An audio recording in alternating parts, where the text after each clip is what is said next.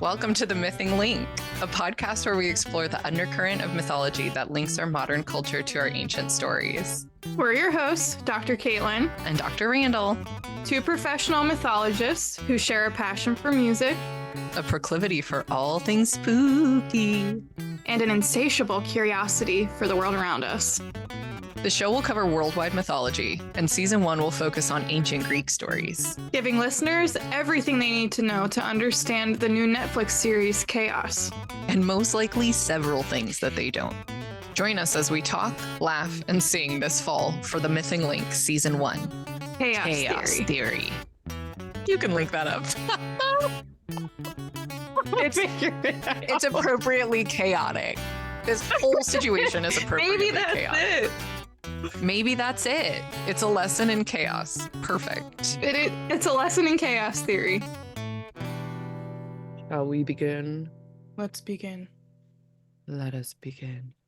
Let's start at the very beginning. A very fine place to start. Hey everyone, welcome to our Q&A episode. Woo woo woo. Woohoo! We are super excited to do something a little bit different today. And we have asked our listeners on our social media channels and in our classrooms for questions on our podcast or the content. And we are going to answer some of those for you today. Ooh, ooh, ooh. We're going to go over such things like what's the difference between theology and mythology? What are Randall and Caitlinn's favorite myths? How did we even get into this field? And also, maybe you'll get to hear a rant from Randall about the hero's journey. Yes, you will.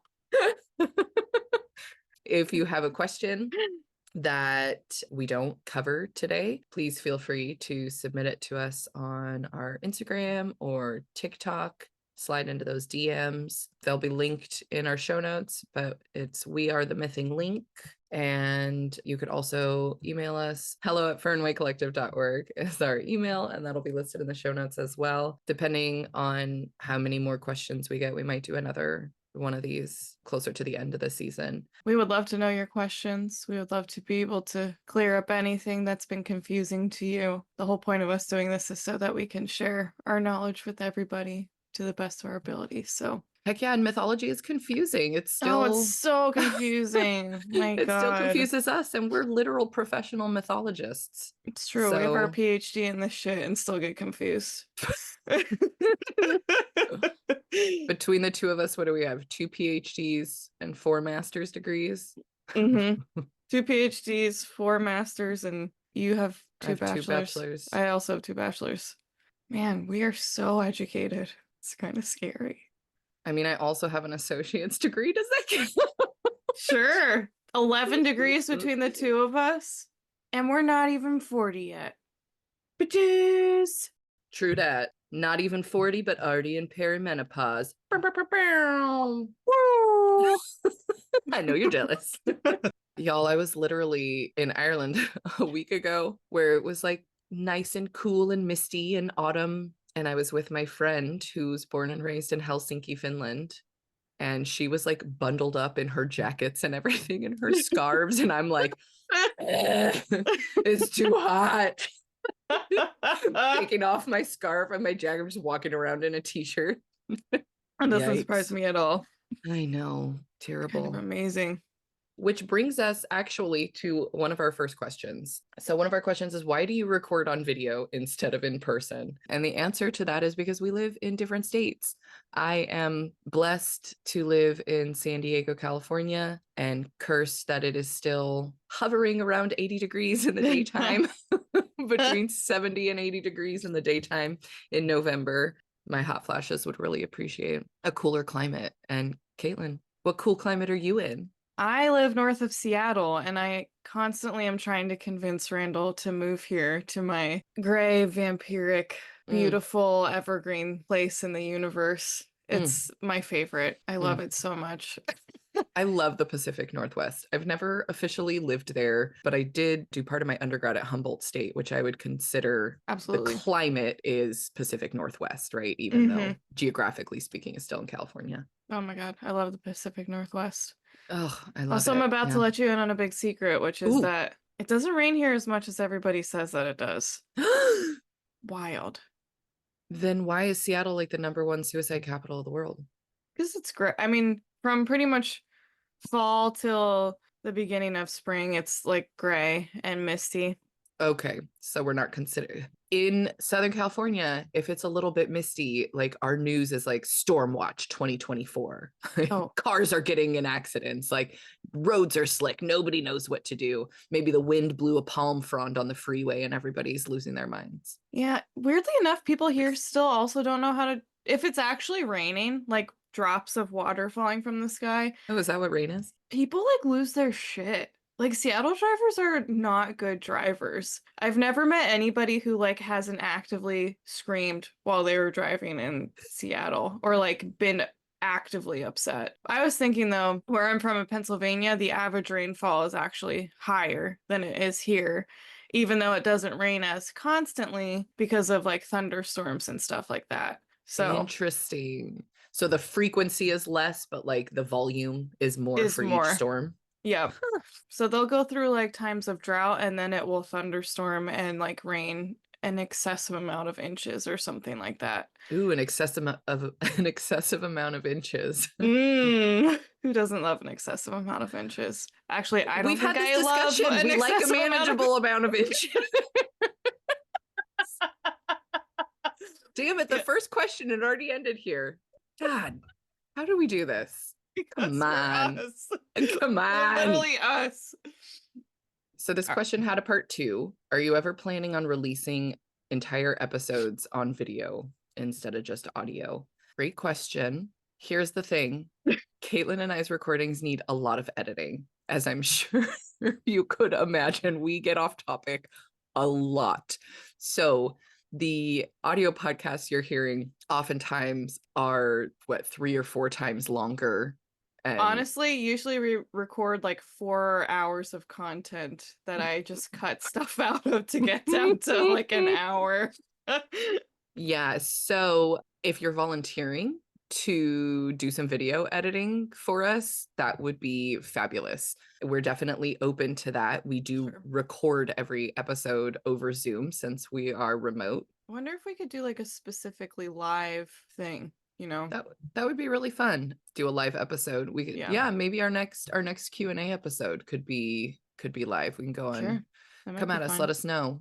Would you prefer like a TikTok live or Instagram live, YouTube Live. live? Let us know. That would be really fun. Which leads into our next question. I love your show. How can I support your creative endeavor? Well, one of the things we've been working on is setting up a Patreon account, which will be live, and I'll link in the show notes here. And that's where we're planning on releasing like additional video content, maybe some of the things that ended up on the cutting room floor, because like we said, we do have a lot of content that we've been recording, but some of it's just not ready for prime time, if you know what I mean.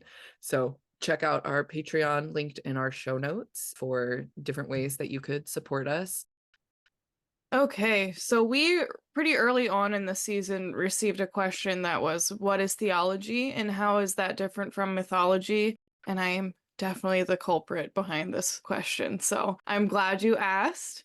I tend to think of the difference like this. So, theology is typically the study of the relationship between God and humans, or the nature of God.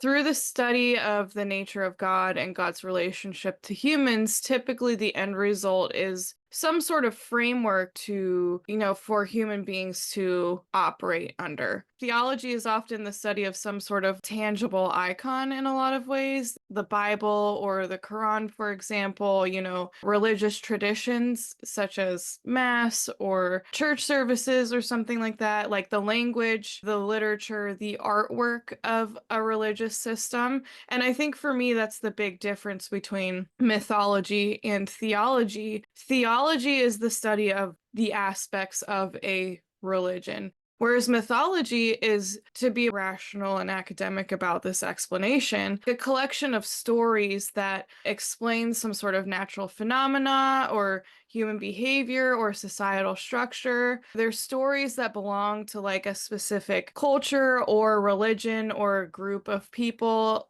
For me, I'm such a language nerd. And so I like to bring it back to the beginning. So if we break it down, theology comes to us, right? We know the word ology means study of. Theo means God or gods, and mythos is story. So that's the basic difference. Is theology is inherently religious, like Caitlinn said, and mythology isn't necessarily religious. You can have stories about all sorts of stuff. And like we defined in our first episode, mythology is a story that people tell themselves that they believe to be true. And that can come from government structures or power structures down to the people. And it can also come from the people themselves and work their way out into the larger community. Whereas theology is typically the larger religious structures oftentimes. And mythology doesn't necessarily need to include gods or divine elements or something like that. Like we can have secular mythology. So when we talk about the difference between religious and secular parts of our lives, like secular just means anything that's not religious. So the way that we live today in the United States, the way most of us live is that if we practice a religion, it's oftentimes something that happens in its own container and its own space, and it's not necessarily the undercurrent through every part of our lives. But mythology, while mythological stories absolutely can be about gods, goddesses, deities, they don't have to be. They can be about nature. They can be, right, in the Greek tradition, we have stories about nymphs and mermaids, and in Irish tradition, we have banshees, we have selkies, we have all of these mythological characters who are supernatural beings, but aren't necessarily gods or on the same level playing field as them.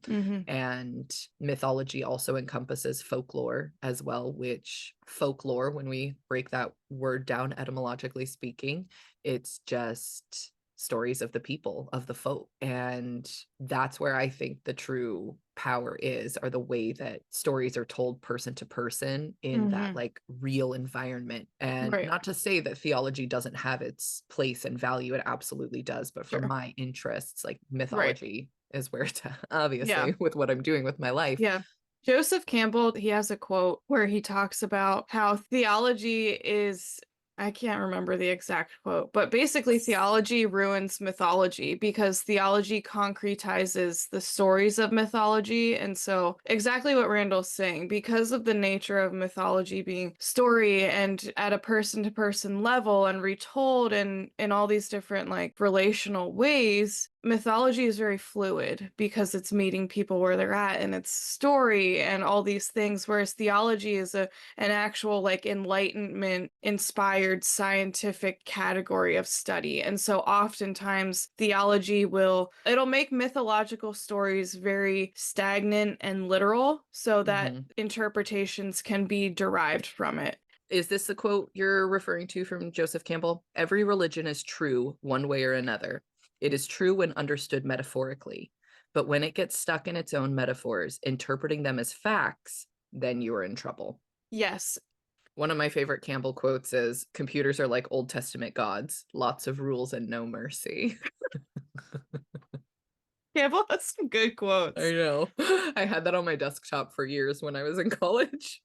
What I love about mythology is that it's not about whether the stories are true or not. That's not where the power lies. Right. The power lies in if the stories resonate with us as human beings. It's about that connection. And of course, through that connection, through story, it can grow into ritual practice. It could grow into community celebration, songs, dance, art, all of those things that then produces these tangible artifacts that can be studied, sure. But that's not where the source of power is to me. And so that's what I find so beautiful and engaging about mythology as opposed to specific religious traditions, because mythology doesn't tell me necessarily that I'm wrong or how I need to behave or submit to the men in my life or whatever it may be.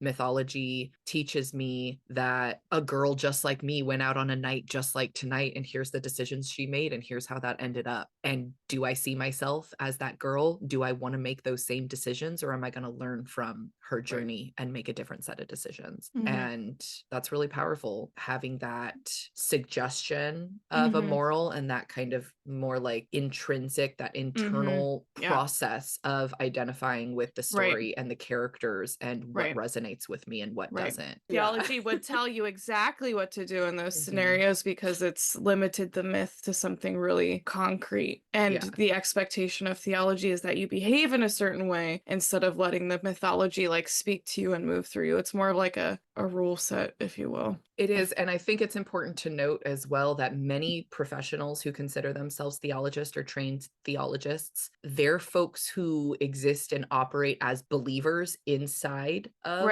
those religious traditions, oftentimes, not always necessarily, but oftentimes that's how it is, as opposed to mythology. I would arguably be considered a theologian, but wouldn't identify myself. Yeah, absolutely. I want to also say that there are typically theologians will specialize in one specific religious tradition, and they don't have to necessarily be a member of that religious tradition, but very often they are, or perhaps they were raised in that tradition and study it from an academic perspective to make meaning and sense out of their childhood or whatever that looks like. And a theologian can oftentimes work with the church or religious organization from an academic sense to either lend more credibility to what they're doing or bring a new interpretation or translation or something like that to their selected texts. So to put it like really succinctly, Randall and I have been reading myths out of Ovid and kind of just like letting them be, having fun interpreting them however comes to us and leaving the rest up to you. Whereas if we were theologians, we would be actively reading this text and telling you this is what it means and how you should believe it. This is exactly what happened in the myth of Orpheus and Eurydice. This is how you need to believe it because Ovid said it was true, and this is what it means. This is what the story means. I think it might be helpful to name a few famous theologians that perhaps you've heard of that maybe you didn't realize were theologians. Sure. Thomas Aquinas, Martin Luther, John Calvin.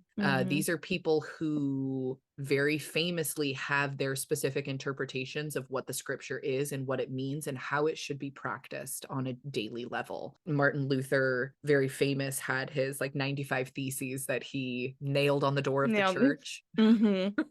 Yes. The Lutheran Church is founded on his ideas, founded on his specific interpretations of the scripture, right? So that's what theologians do, is they, hot take, I don't know if I should say this, kind of like a modern day prophet. I mean, I would consider someone like Paul from the Bible perhaps a theologian, because he was never present for the actual speeches and teachings of Jesus, but he learned them and he went out and proselytized on how people should be enacting those stories. Sure. That's a Was really Paul good... the original theologian? I wouldn't go that far. Come on. There's some other dickholes. Ooh. You know, Paul specifically preached about dickholes. Paul was a dickhole. Well, Paul was a dickhole, but I mean in a very literal sense. Paul is the first textual evidence that we have against circumcision for Christians. It's true. So as is typical, we gave a very big circuitous answer with no real clear takeaway. So I'm gonna give us a takeaway. So for the question, what is theology and how is it different from mythology? Our very basic, quick and dirty takeaway is that theology is the study of religion, often from the inside of that religion by a believer in that religion. And mythology is the study of stories themselves that can be religious in nature, but don't necessarily need to be. That leads us to leads us to question 2. How is mythology viewed compared to religion? Do people glorify mythology like how people worship gods? So again, it's all related, right? Like mythology includes stories about gods, and absolutely there are people who worship secular stories. Let's think about my favorite secular myth example, Americans pulling themselves up by their bootstraps, right? That's a There good are one. people who glorify that story and who believe it to be true, to where it absolutely influences the way they see the world. Mm-hmm. And I would argue that, right, like religion is a structure that teaches us how to see the world, Right. what our place is within the world, Sure. and like how to relate to each other. So Right. obviously we get that through mythological stories, but religion provides like a very specific structure on how to Right. do those things. And that can be Mm-hmm. helpful for a lot of people, right? Sure. Like it's Absolutely. really helpful to know what's right and what's wrong. And Mm-hmm. Not have to figure it out for yourself or mhm. interpret the stories on your own or Absolutely. So I would say that yes, there are folks who glorify mythology or mythological traditions in a similar way as religious practices. But of course, there's overlap. one really important thing to note in this conversation is that religions are made up of a conglomeration of myths, like the Bible or the Quran. These are collections of mythological stories.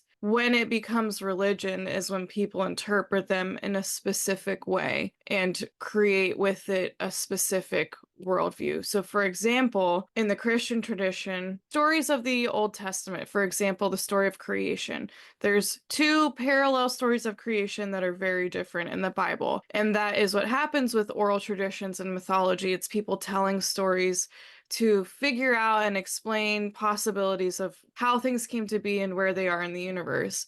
In most Protestant denominations of the church, there are very specific, like you believe that God made the earth in 7 days. That is the theological belief. That is how you are supposed to interpret that first section of the Bible. So it Mhm. becomes very specific and solid. It creates a framework, it creates a ritual, a structure for daily living and believing in what's beyond. Right. And so when we're talking specifically about the Protestants, there is a sect of Protestantism in the southern United States in Appalachia. They handle snakes.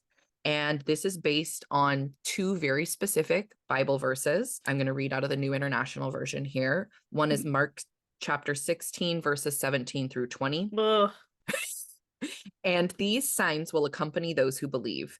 In my name, they will drive out demons. They will speak in new tongues. They will pick up snakes with their hands. And when they drink deadly poison, it will not hurt them at all. They will place their hands on sick people and they will get well. And so that verse alone has inspired a lot of different religious practices, right? The speaking of tongues, the laying of hands, and we see those in different sects of Christianity. And then there's also Luke 10:19 that says, quote, I have given you authority to trample on snakes and scorpions and to overcome all the power of the enemy. Nothing will harm you. So in the early 1900s in rural Tennessee, a specific group of Protestants took these verses literally and prove their devotion to God and their faith in God by handling venomous snakes with the faith that God will protect them. Mhm. It's completely up to God whether he chooses to spare you from the snake or let you fall to its bite. So we can see this as like a modern day ritual activity that's related to, shoot, I'd even say it's related to Abraham and Isaac, right? Like, and the story, I know we've spoken about Abraham and Isaac before, but just really quick rundown. In the beginning of the Hebrew Bible, the Christian Bible, the Quran, we have Abraham, who is told by God that he needs to murder his favorite son, Isaac. And that's how he can show God that he loves him.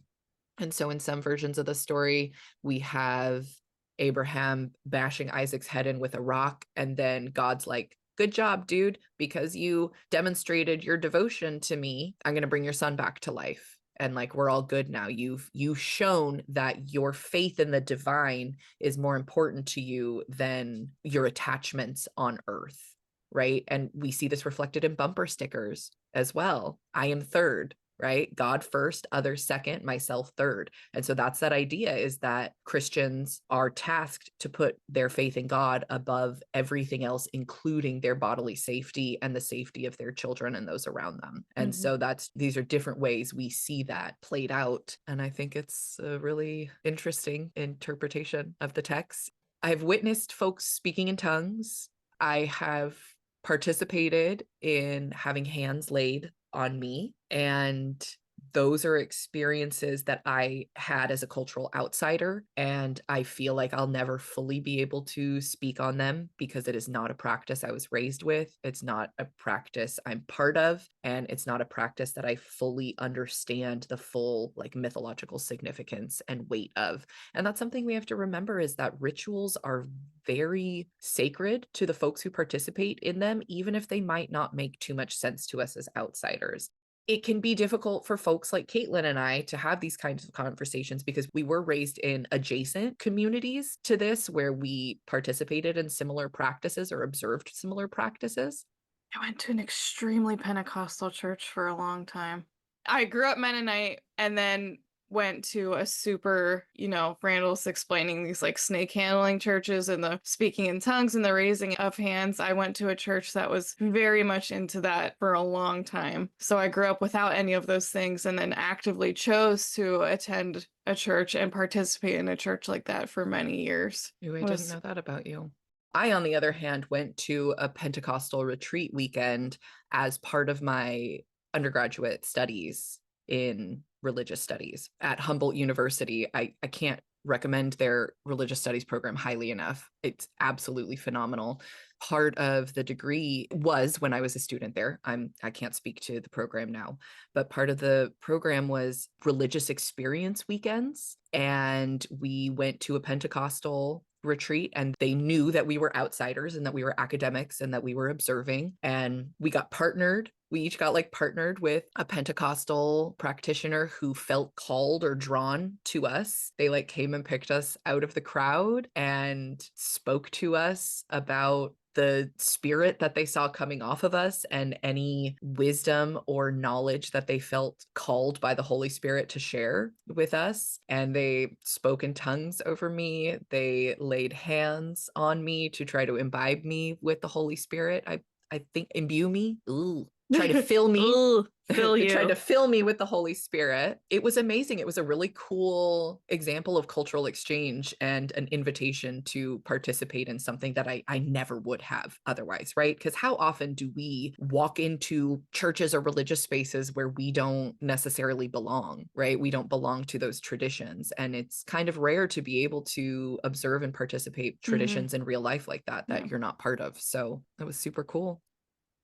Next question. This is a good one. It is a good one. You mentioned humans as being complex and multidimensional, unlike the gods, but I thought the gods were supposed to be exaggerations of humans. Slightly confused there. That's a very fair question. And Yeah. it's kind of one Thank of you, those Wendy, for this great question. it's A kind of really one good of one. those both and things in my Mhm. opinion. So like, yeah, humans are complex and multidimensional. The gods are often exaggerations of one or a few aspects of embodied human experience. Yeah, so I would say that the gods as exaggerations of humans, right? Like this idea that the gods are more human than human Hmm. is this archetypal idea. And I'm gonna I'm gonna bring up Caitlin's favorite show that she's never seen, Sex and the City.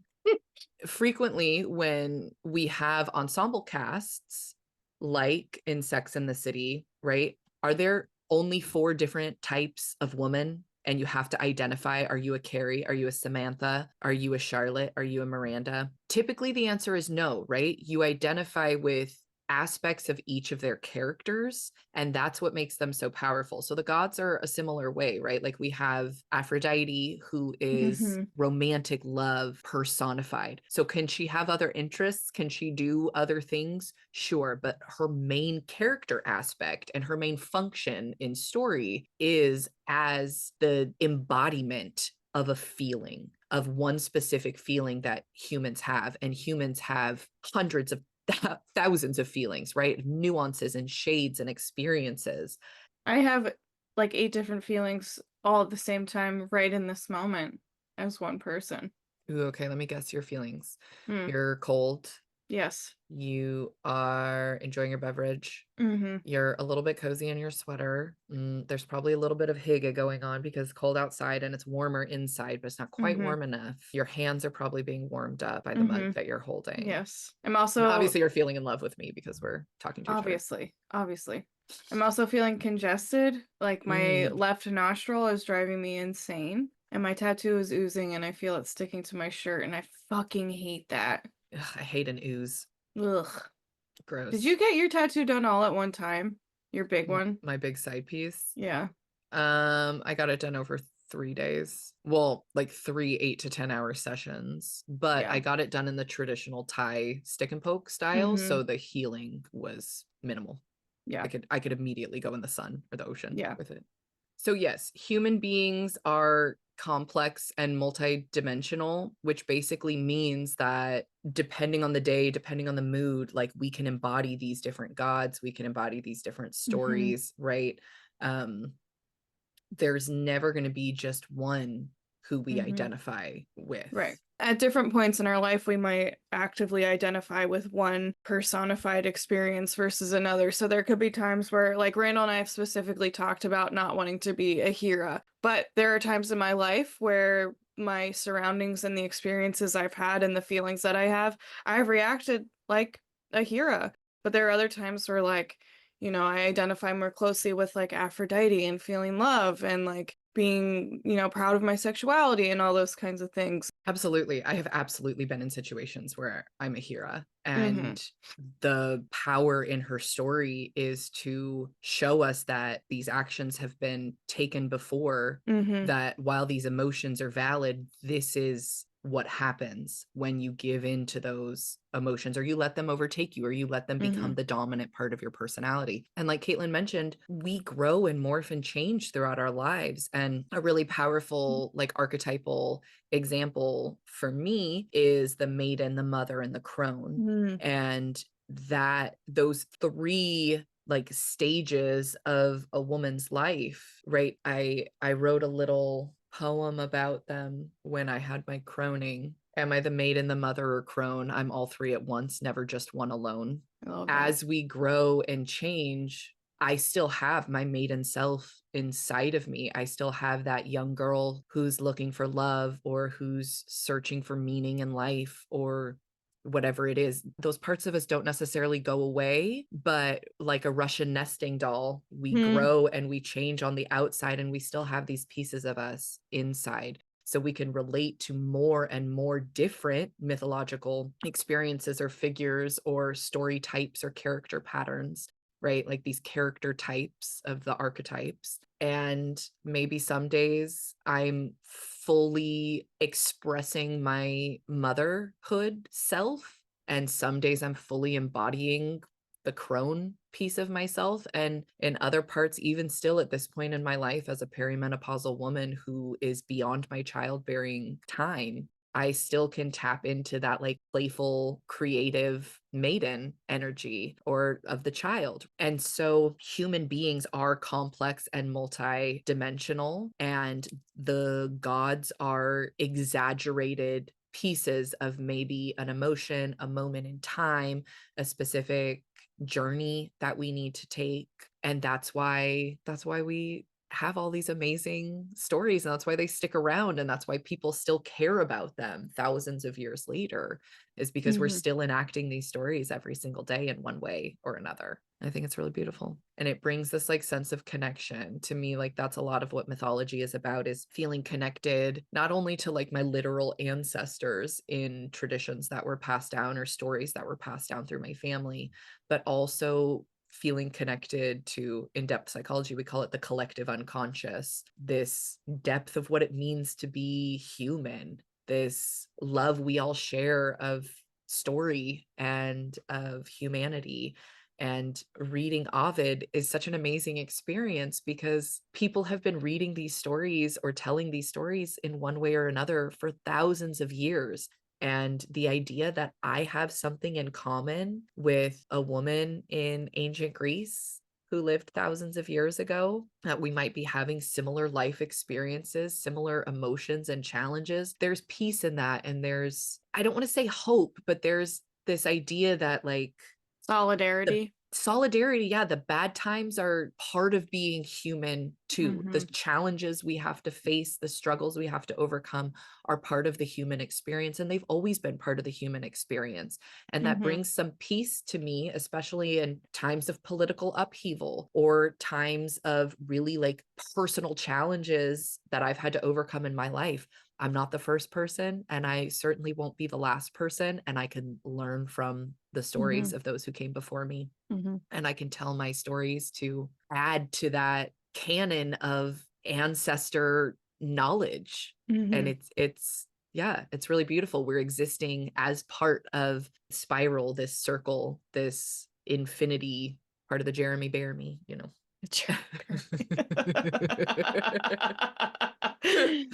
Oh we're boy. we're somewhere along that line, and that connection feels really magical and powerful to me. So I'd say the takeaway from this is, yes, human beings are complex and multidimensional, and the gods are exaggerations of typically one or two specific facets of the human experience. So this next question comes to us from Miss Rebecca Jean. How did you get into mythology? And what's the first thing that you remember intriguing you, or like what was your entry point into mythology, Caitlin? I loved to read. I still love to read. As a kid, I've always been Nerd alert. I know, seriously. I think sometimes Randall's like, oh my God, like when I send you my weird anime character drawings. I just don't like anime as an art form. Like, I don't connect with it. The mouth movements don't match up to the words. Their eyes are too big. Like, it just, I don't understand it. It's just not for me. And that's okay. I'm not a hater. I just don't get it. It cracks me up. As a kid, I loved to read. I always have been super into like fantasy and sci-fi. I'm a huge Star Wars nerd. I've always loved Lord of the Rings and all those kinds of things. And I always loved reading books about dragons and dragon riders, and like loved to imagine myself as like the heroine in most of these stories, like having these fantasy experiences where I had a sword and was really important and people cared about me and liked me and I saved the day, like all these things that I was not embodying in real life. It was like an escape form, if you will. Part of story is being able to have experiences that you wouldn't necessarily have in your real life at a safe distance. So you can, it's I like, could get stabbed by swords and still go to school the next day. Right. It's like a vaccination. Yeah. An emotional vaccination. Inoculation. A lot of the books that I read were based off of Greek mythology, Roman mythology, and so I always had like a real interest in it. I took a mythology class in high school, and I think part of the intrigue for me about mythology was I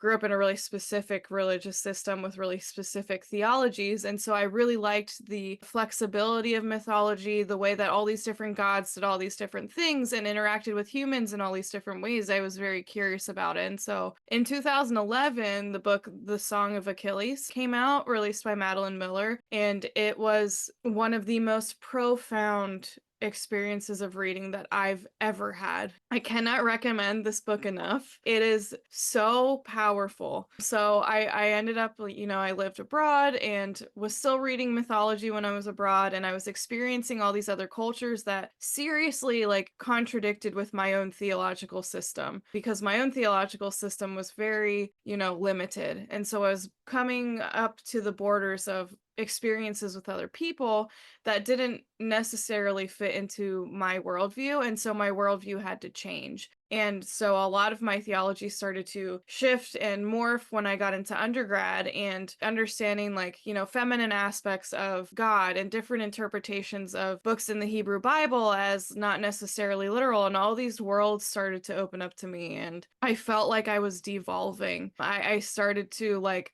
really doubt deconstructing, perhaps. I felt like I was devolving. What I was doing was deconstructing. And I remember like feeling extreme panic about this. I was incredibly stressed. And so by the time I finished undergrad, I went to seminary to try and fix my beliefs and ended up reading the Song of Achilles again and just like weeping hysterically, and not even finished my first master's. I applied to our mythological studies program because from then on, I read all of Ovid's Metamorphoses. I read the Iliad, I read the Odyssey, and I started to really understand what I had fallen in love with as a kid was both the story and the complexity of these things. Like something that I love about the Iliad and the Odyssey is that all of the characters are good and bad and neutral, and they're all embodying, and it's like a lived experience, right? Like that's something I love about the Game of Thrones books too, is like all the characters are both good and bad and just living life and neutral and like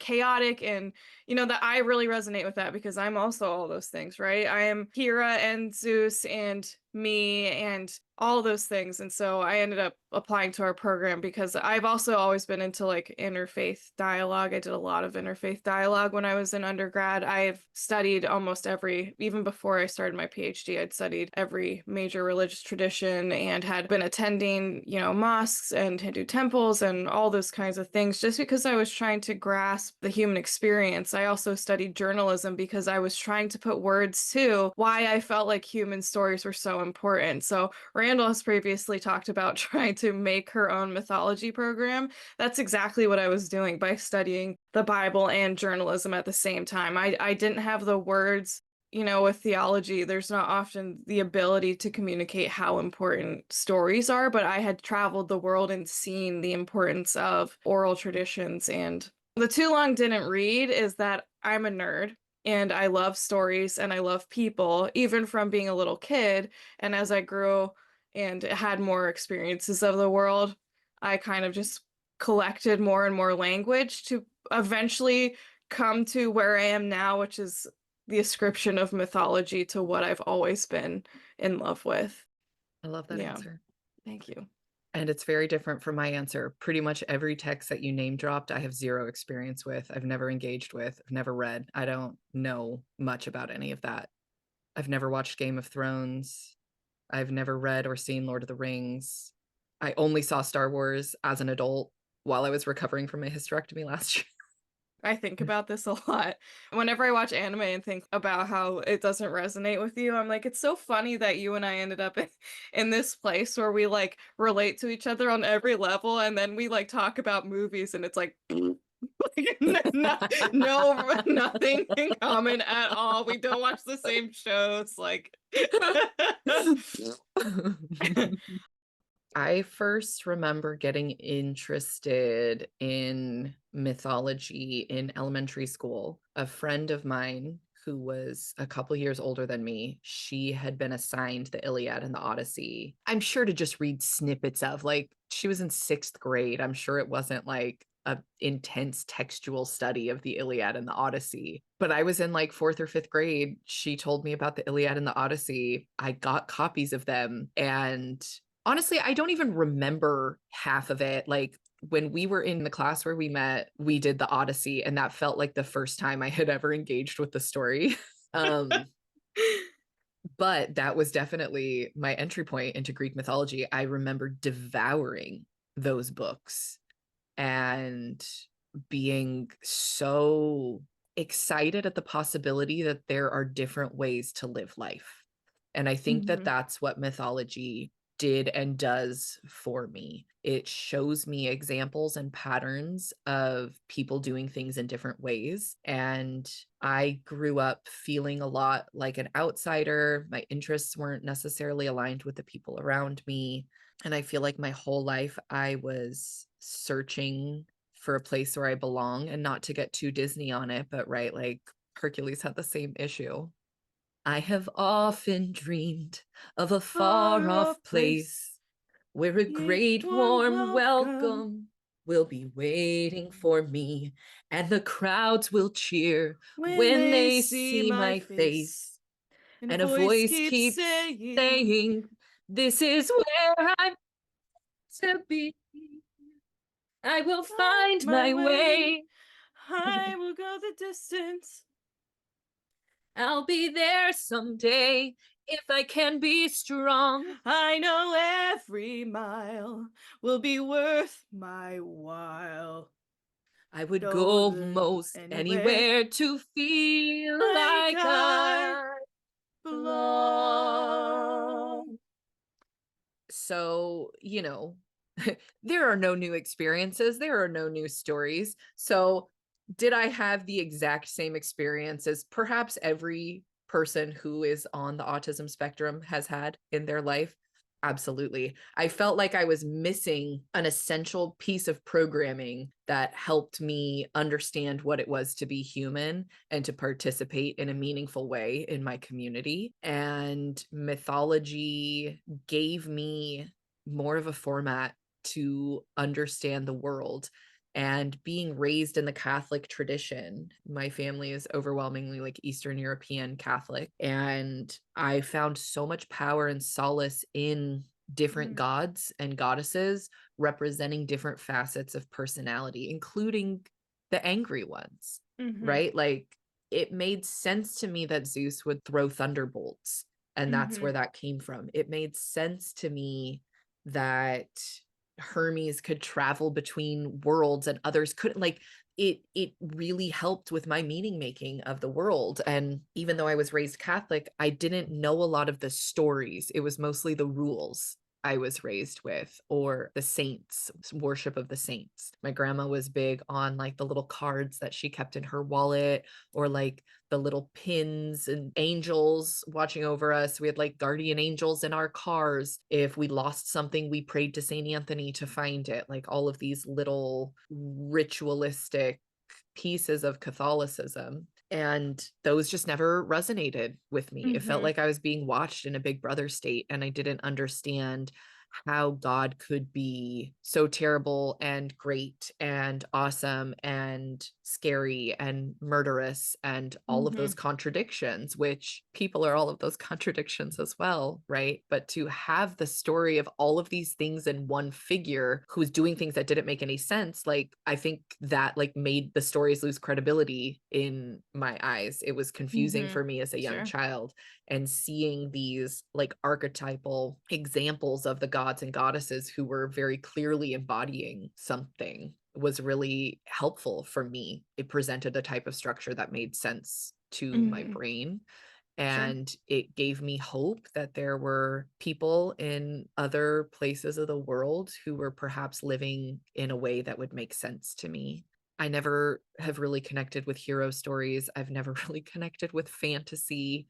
And I think a lot of it is because the fantasy is involved with romance, and romance stories typically just make me angry, which obviously is trauma that I am continuing to unpack every day in my life.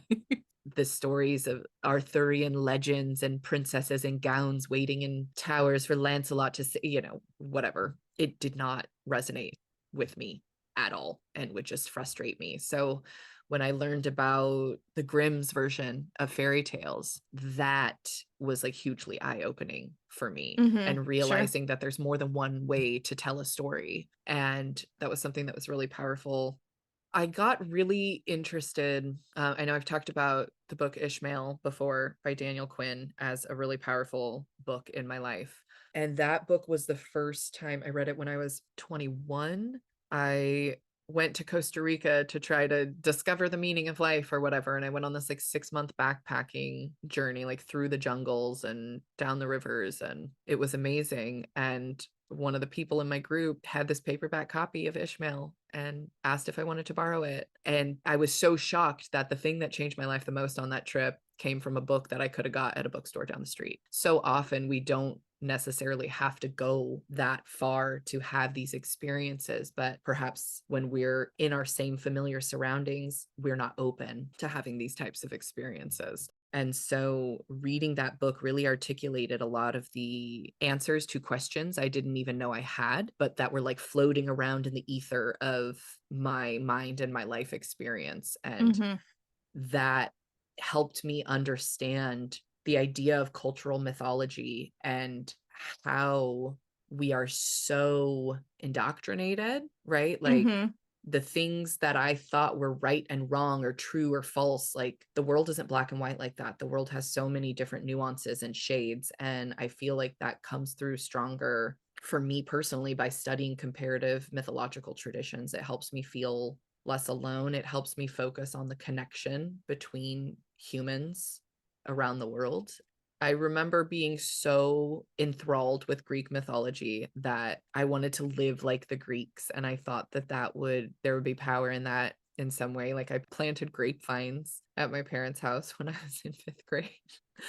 And I didn't know what the hell to do with them. I wanted to plant olive trees as well. They wouldn't let me. I wanted to get a goat. They wouldn't let me. And I don't know why I thought these like markers of Greek culture were going to bring some sort of like meaning into my life for a kid who always felt like she was on the outside. I think a lot of us come to mythology in this way, right? What is that? What's that silliness? If your favorite Greek god was Athena, I've got some news for you. Like you're queer now. The response to that was like, I think the very concept of having a favorite Greek god as a child, like means you belong to the queer community now. Like, welcome. Yeah. So many of us, and when I say queer community, yes, that refers to sexual orientation, but I think it also refers to just the feeling of being an outsider and not necessarily having a cohesive social group that you belong to, and finding that solace in story. And I used it as a similar form of escapism like Caitlinn did. Just the stories I connected with were different. Yeah. That's really beautiful. Thanks. You're really beautiful. You're really Oh, beautiful. stop. I'm How'd like we get half so lucky? asleep. I don't know. The main takeaway is from that last question, we both pretty much got into mythology through Greek mythology, right? Which is a lot of us, especially here in the US, like that's a lot of our first examples of what mythology is, and is Greek mythology is a gateway drug. And especially now, like as a mythology professor, so many of my students come to my class because they grew up reading the Percy Jackson series. And of course, that's something that didn't come out until I was a little bit older, and it's still not something I've read. But again, the Percy Jackson series, from my understanding, it's a classic hero's tale of a young boy, right? Like I've performed this magic trick with my students. I've performed this magic trick. Oh, professor, have you seen this movie? And I'm like, no, but I'm sure I can tell you exactly what it's about. A young boy destined for greatness is unclear on the origins of his birth, and it isn't until he comes of age that he realizes he was born for something greater, and he's too scared and he doesn't want to do it, but there's nobody else but him who could save the world. And he finds out he has a father who was important in the fight in some way, shape, or form, and and he meets a wise mentor, right? Classic hero's journey. And I'm sorry, fuck the goddamn hero's journey. Fuck the heroes. Fuck these men, these boys who believe that their experience and how they feel is like impactful enough to build societies around, or like now you get to be a king because you went on a journey and learned how to not be a fucking asshole. Now you develop some basic human empathy and you think that makes you worthy of ruling and leading. Sorry, I clearly have very strong feelings about heroes and heroes' journeys. And while of course I did love the movie Disney's Hercules as a kid, as an adult, like who's the fucking true hero in that story? Obviously it's Meg. Obviously it's Meg. Obviously, like she's the one who had the most to lose and the most to give up. And of course, like that's not the real story in Greek mythology. Spoiler alert. I'm specifically only talking about the movie, but it just, this idea of the hero's journey just makes me irrationally angry, because here's an embarrassing personal fact about me. I only date mediocre men. And it is horrible. I wish I was attracted to men who were not mediocre, but it's these men who are celebrating mediocrity and basic human empathy. Like, for example, bringing my Catholic upbringing into it and sainthood.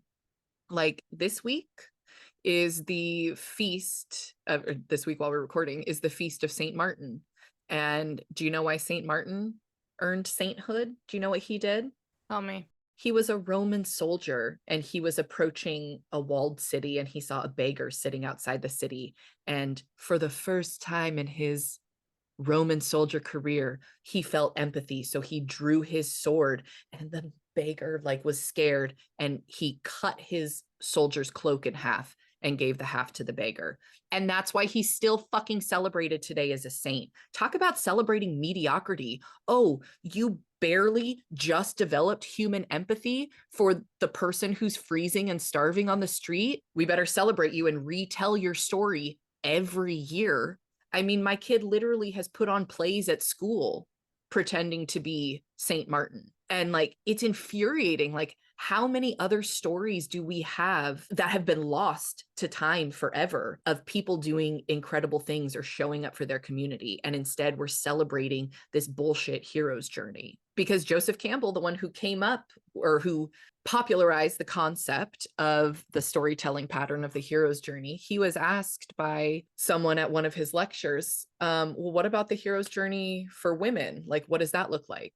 And he literally said to her, the woman is the prize at the end of the journey. Yeah, him And and Jung were some disgusting. misogynists. Absolutely disgusting. And we can say that they're products of their time, sure. But I would argue that there were other people who didn't believe that those things during that time, and they just didn't have the social currency and the power to be the ones who wrote the stories and told the stories.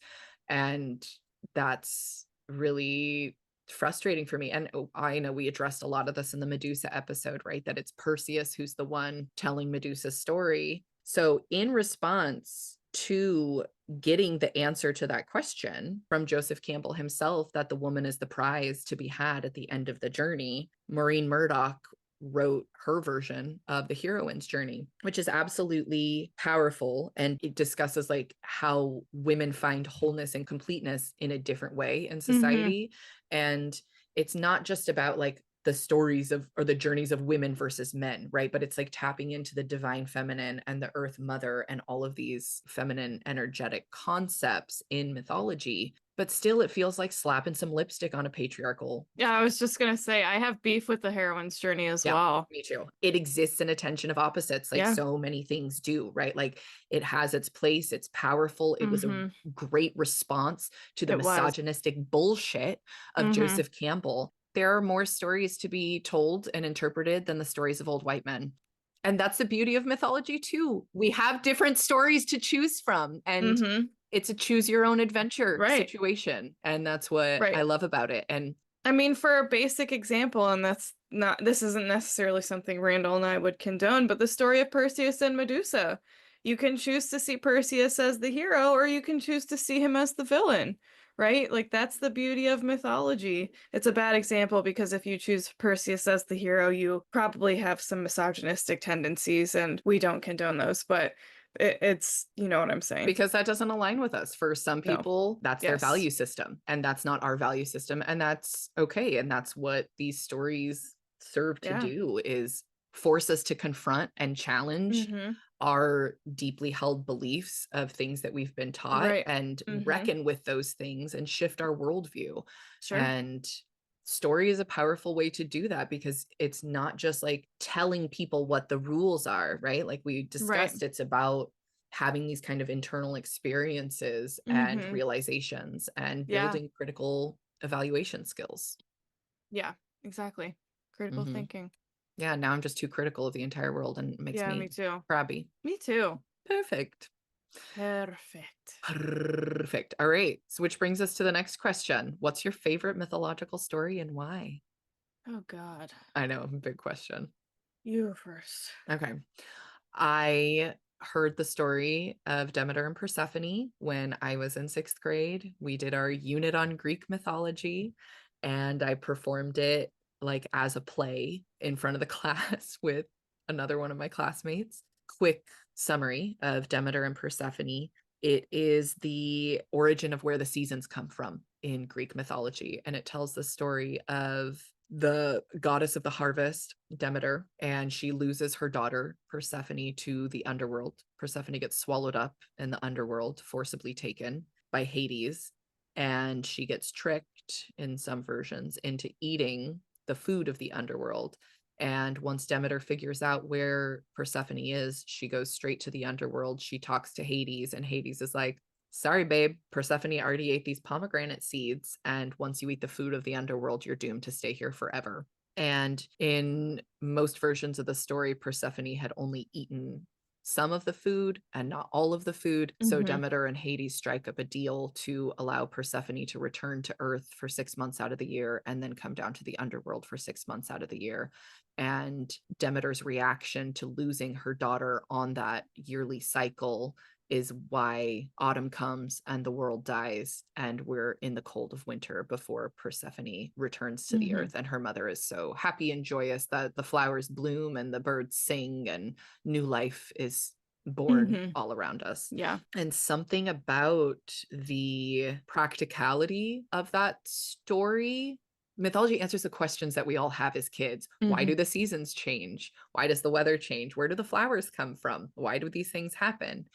And to have such a beautiful and poetic answer, especially for me, a person who historically my entire life has not had a healthy or solid relationship with my mother, it was really powerful, I think, to see a mother care so much about her daughter that it was obvious to everybody around her. It's really beautiful.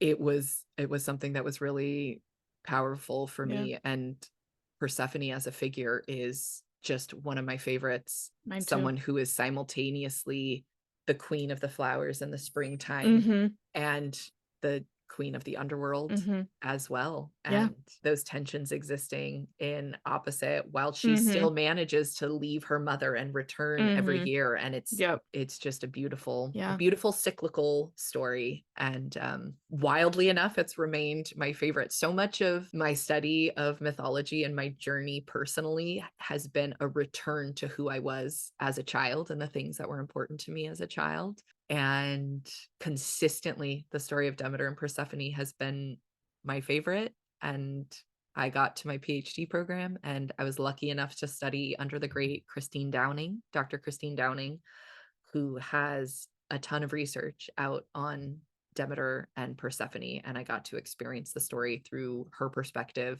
And that was the first paper I wrote in my PhD program was for Chris Downing on the Demeter and Persephone myth. And all her feedback was like, I want to hear how this myth impacts you. I don't want to hear what other people say about it. And so, again, that story was my first entry point into studying mythology through a personal lens and not just an academic one. Mhm. So, that's Yeah. a story that's grown and changed and morphed with me throughout multiple stages of my life. Mhm. And I still find just as much power and beauty in it today as I did when I was 9 years old. That's one of my favorite myths too. I actually have a pomegranate tattoo on my forearm. It was my first like intentional mythological tattoo because of the story of Persephone.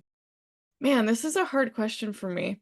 What's the first thing that comes to mind? Like when someone says mythology, like knee-jerk reaction. Knee-jerk reaction is to talk about Genesis. Great. Let's talk about So maybe I Genesis. will. I should also say that one of my favorite myths is Achilles and Patroclus, but I love the idea of them as queer lovers. That was one of my like big cognizant realizations about why I love mythology was the Iliad, the two of them. Achilles as this like paragon of masculinity, but he's actually like a femboy who like, I just love that the contradictory masculinity element of it. But my first knee-jerk reaction to like what is my favorite myth is honestly, no shock to anybody, the stories in Genesis, particularly the creation stories. In Genesis, there's two different stories of how God created the earth, and they're very different. The order in which God creates things is different. The way in which God creates things is different, and arguably even the words used to describe God in both is different. And I think it's like a perfect example of what happens when oral tradition gets written down, right? Like the people who we would call the Hebrew people of the Old Testament, they had been telling these oral stories like since the conception of their people, like hundreds of years, or maybe even for thousands of years. You have writing was created in about like 3000 BCE, so before Common Era. And then you have arguably the Old Testament, the Torah, isn't composed until 450 BCE. So that's a span of thousands of years. So these oral traditions have been told in that time period for thousands of years. And of course they're different. Of course they're different than how they were first told. Of course they change over time, because even if Randall and I are telling the same story, it's going to come out different, and we're going to convey it in different ways, and we're going to think different things about that same story because of our own lived experience. So I think of like oral tradition like campfire stories almost. Over generations, you're sitting there telling a story at a campfire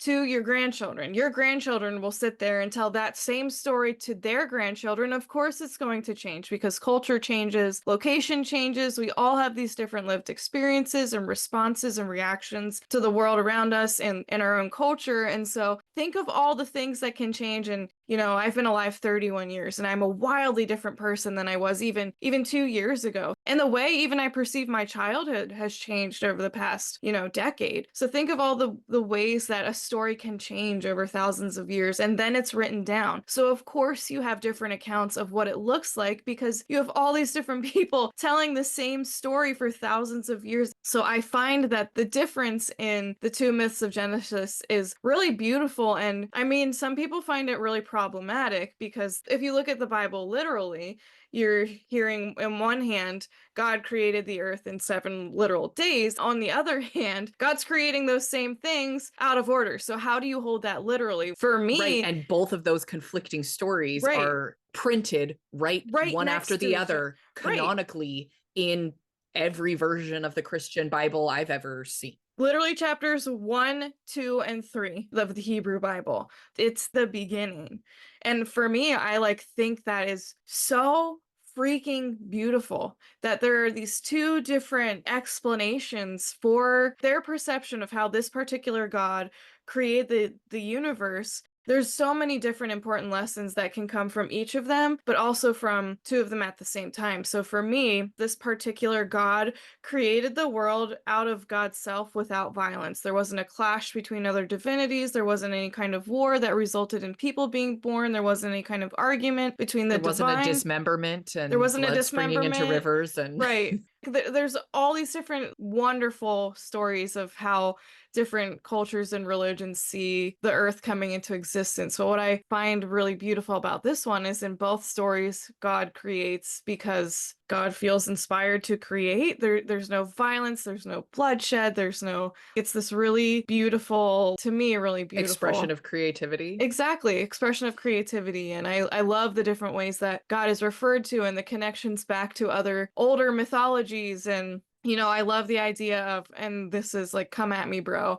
Historically, we see, the Torah being composed post the Hebrew people being enslaved by the Babylonians. And so you see the influences of Babylonian religion on certain tellings of the stories in the Old Testament. And it's all just really beautiful to me. Like, I love the idea that mythology says that we can hold all these things in tension at the same time. The idea that, like, both of these stories are true in the sense, because in mythology, it doesn't have to be historically accurate to be true. It can be true for me. All these different things can be true for me at the same time. There's not one distinct fundamental truth, because when you think about human embodiment, we're these complex, complicated creatures with all these different experiences. And even between the two of us who have so much in common and would literally do anything for each other, we respond to things so differently. So how can one thing be fundamentally true for the both of us?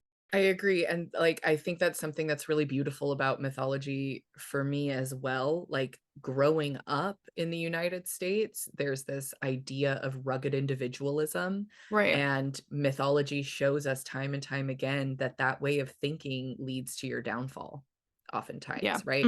Right. Unless you're the hero telling your own story about inflating your own ego and experiences. But oftentimes, mythology shows us that we are part of an interconnected web of humans. We're part of nature. We carry the experiences of those who came before us and those who will come after us. And like, it's a really unifying thing to me, because we might not all respond to the same stories, but we all respond to story. And Yeah. that's what is so beautiful. Yeah, it is. I think story is really beautiful and creative. Me too. I love it. Me too. Okay, final question. Fair question. Why do you only do Greek stories? What about other mythology?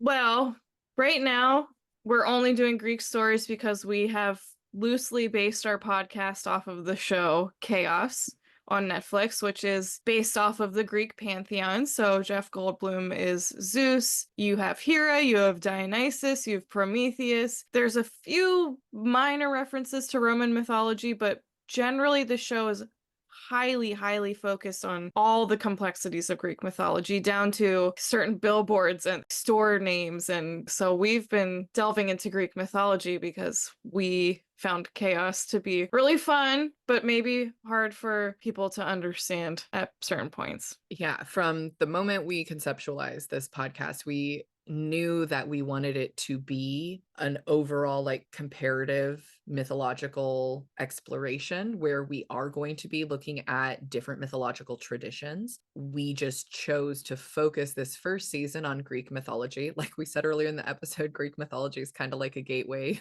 to wider It's true. mythological traditions. And so much of what folks are familiar with mythology are the Greek stories. And so Right. that felt like a really natural entry point, For especially it sure. was both of our entry points into the study of mythology. And yeah, it just feels like a natural place for us to start. Yeah. And next season, we are not going to be focusing exclusively on Greek mythology. Should we announce our next season topic? Our next season theme. Next season, we're going to be focusing on mythological creatures from around the world, from stories of the Yeti or Bigfoot to fairies to chupacabras to skinwalkers. Wendigos. Ooh, yes. We'll be looking at a lot of different mythological Mm-hmm. traditions from around the world because one Right. thing that humans are scared of is disappearing if you walk too far away from the campfire where all the stories are being Right. told. So if there's any particular mythological creature you guys would like to hear about, we'd love to know. And if you have any other ideas for future seasons, if you want to discuss Norse mythology or any of that kind of stuff, we would love your feedback. We'd love to know what you would like to hear us talk about. Yeah, and our expertise is in the study of story itself. So while we may be more familiar with certain mythological traditions or religions, that's like the best thing I love about doing this podcast with you is that we get to engage in this Mm-hmm. research and learn new stories and Mm-hmm. add to our Right. understanding of mythology. And Mm-hmm. even in this like tiny little entry point of Greek mythology that we are so familiar with, like there's still so much to learn and Mm-hmm. discover. And Sure. it's so true when they say like your PhD research, your dissertation, like it's not your capstone final project, it's your like entry ticket Right. into the world of research and Mm-hmm. academia. And now that I'm miraculously on the other side of that process, I can see even more so like how true that Mm-hmm. really is. My PhD taught me how to research and how to Yeah. critically evaluate. And now I get to put that into Mm-hmm. practice and action. And Yeah. yeah, come at us if there's something specific you want to learn. We'd love to hear about it. Yeah. If there's a specific tradition or figure that you consider yourself an expert in, or you have been raised with that cultural experience and you'd like to talk about it on our show, please come at us and Yeah. let us know. Yes. We would Please love to have those conversations. teach us. Yeah, we love to learn. Yeah, we do. Absolutely. Obviously, we have 10 degrees, 11 degrees between the two of us. Yikes. Terrifying. Terrifying. Okay, and the final question. I love your show. How can I support your creative endeavor? We appreciate the sentiment. Yes, we do. There are so many ways to support our show, both free and monetary expressions of support. Mm-hmm. So the easiest and best way that you can support us is to share our show with people who you think might like us. You can like and comment and share our posts on social media.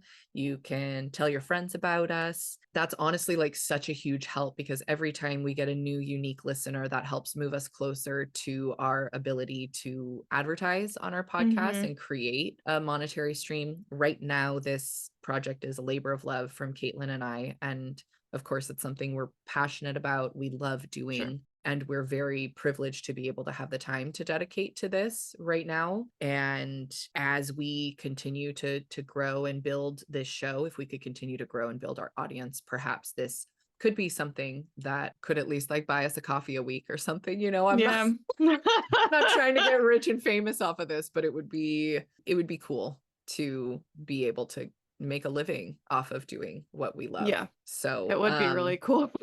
Yeah, the biggest way you could support is to keep listening and to share. We also are launching our Patreon, which I'll link in the show notes. And that is a way that you could kind of choose your own adventure on how you would like to support the podcast in a monetary fashion. We'll start putting some extras up there, some video and audio extras, some cool Mything Link swag as a thank you. And we'll also, hopefully soon, we host our podcast through the Spotify system. So once we reach our next threshold of listeners on Spotify, we will be able to create a subscription option through the Spotify platform as well. So stay tuned for that. Hopefully that will come soon. So those are the tangible ways that you can support the work that we're doing here. Interact with us. Tell us your thoughts. Would be cool too. We'd love to hear from everybody. We love feedback.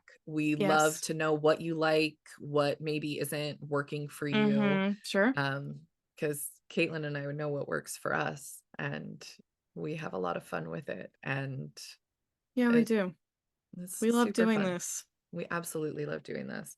And that's such a huge show of support for us every time we speak to somebody in our life. Like I just spoke to one of my good friends last night, one of my best friends, and we haven't hopped on the phone in a while. And she was like, oh yeah, like I listen every week. And it was such a beautiful, pleasant surprise, because I had no idea that she was a regular listener. And I felt so seen and supported. And the specific feedback she gave me was, I love listening to you guys, even though I don't really have any interest in what you're talking about. Like, you still are able to make it interesting and fun for me to listen to. And that felt like such a compliment of the highest order to me. That really is. Get support from the people in my life who might not fully understand what I'm doing, but are here to support my passion projects. I love that so much. So yeah, follow us on Instagram and TikTok, y'all. That helps a ton. Spread engagement the word. And interaction, and that kind of like passive engagement with our social media posts enables the it pleases the gods of the algorithm and shows them that maybe other people will like our stuff too, and it'll suggest our videos and posts to people who don't follow us, and that will help us grow. Thanks for joining us today on the Mything Link. I think some main takeaways from our Q&A session today are that Caitlinn and I just love the beauty and the connection and the power of story, and that is what drew us into this field of mythology, and it's what keeps us engaged. And we really appreciate all of these thoughtful questions. They made me really think and forced me to articulate some things that perhaps I haven't ever really before. So keep the questions coming. We love to see them, and we'd love to be able to keep answering them. Heck yeah. And we love having our worldview challenge. So, yes, please come at us with your critical questions, with your feedback, with your evaluation. We love it. Absolutely. All right. Love you. Love you. Thanks. Okay, bye. Okay, bye. Bye. Bye. Bye. See ya. Okay. Okay, bye. Bye. Thanks for listening to the Mything Link. You can find the reference list in the show notes for further research. The Mything Link is researched and recorded by Doctors Randall Ulyate and Caitlinn Curry. Edited by Dr. Caitlinn Curry. With music by Mark Austin Kelton. The Mything Link is produced by Fernway Collective Incorporated, a humanities nonprofit based in San Diego, California. As a small nonprofit, we appreciate if you have the time to leave us a 5-star review on Apple Podcasts to help grow our audience. For more information on our organization, head over to fernwaycollective.org. Thanks for listening. Woo! Woo!